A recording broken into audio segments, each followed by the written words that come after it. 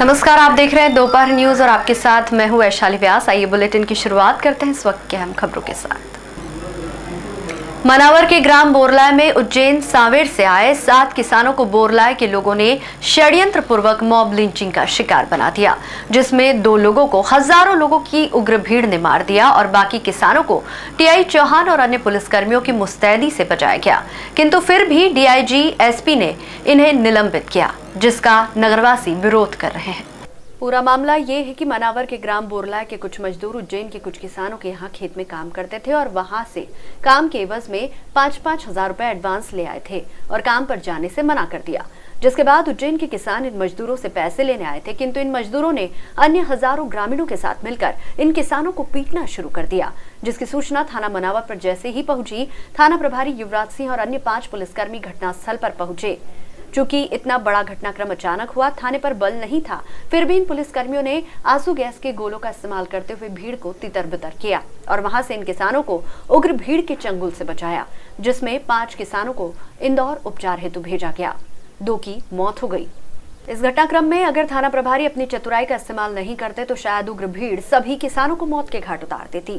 लेकिन इतने सराहनीय योगदान के बाद भी थाना प्रभारी युवराज सिंह चौहान और 5 अन्य पुलिसकर्मियों का निलंबन पुलिस महकमे के द्वारा कर दिया गया है, जो आश्चर्य का विषय है, जिसका विरोध मनावर नगरवासी कर रहे हैं और टीआई समेत सभी पुलिस वालों को तत्काल बहाल करने की मांग जोर पकड़ रही है।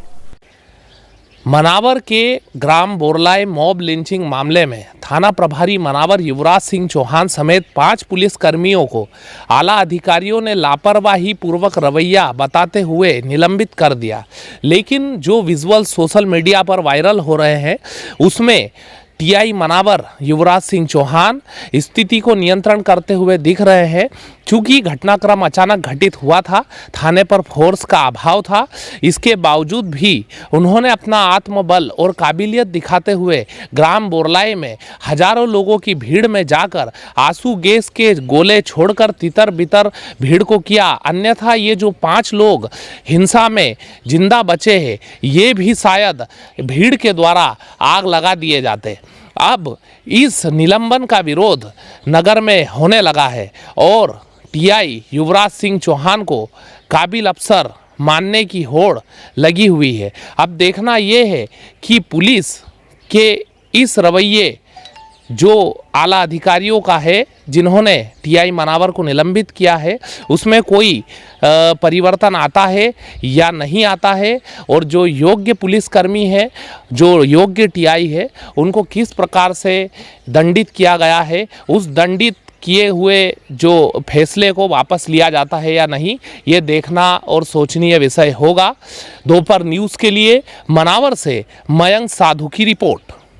इन दिनों मनोरंजन के शौकीन लोगों के लिए इंदौर शहर में एक साथ 2 बड़ी सौगातें दी जा रही है। शहर के लालबाग मैदान पर आयोजित इंदौर शिल्प महोत्सव मेला और एशियाड सर्कस में मनोरंजन के भरपूर साधन उपलब्ध है, जो बच्चों से लेकर बड़ों तक के आकर्षण का केंद्र बने हुए हैं।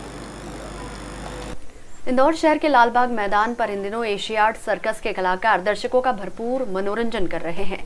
ये सर्कस इंदौर ही नहीं बल्कि मध्य प्रदेश में पहली बार अपनी प्रस्तुति दे रहा है। वैसे भी अब पूरे दुनिया भर में मात्र 12 सर्कस ही शेष रह गए हैं। 1 से 2 साल के अंतराल में यहाँ सर्कस का आगमन होता है और लगभग 20 दिन से 1 माह तक ये लोग इंदौर की जनता का भरपूर मनोरंजन करते हैं।